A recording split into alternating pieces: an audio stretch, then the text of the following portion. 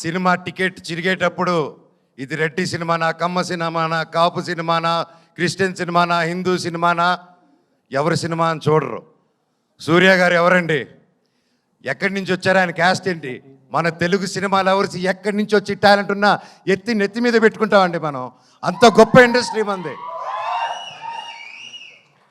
మన సందీప్ రెడ్డి వంగ గారు ఎవరండి? మన తెలంగాణ ఆయన. అక్కడ బాంబేలో ఆయన జాటనా కపూరనా ఏమని చూసి ఆయన అక్కడ నెత్తి మీద పెట్టుకున్నారు.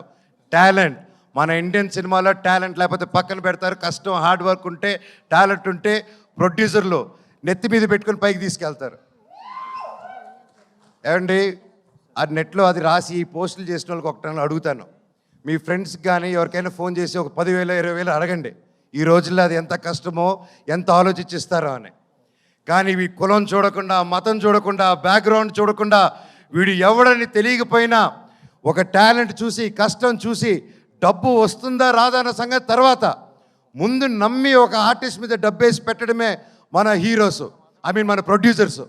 అలాగే వాళ్ళు దేది చూడరండి. ఈ సినిమాలో భైరవం కూడా అంతే. మేము ఏంటి, మా బ్యాక్గ్రౌండ్లు ఏంటి అని రాధామోహన్ గారు ఎప్పుడు చూసి పెట్టలేదు.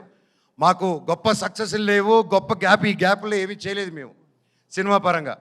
అయినా మా ముగ్గురిని నమ్మి ఈ సినిమా చేశారంటే, సార్ మీ గుండె గొప్పది, మీలాంటి ప్రొడ్యూసర్లు ఎల్ల కాలం బ్రతికుండాలి సార్. మీరు శ్రీధర్ గారు మీలాంటి వాళ్ళు ఉండాలి sir. Thank you so much.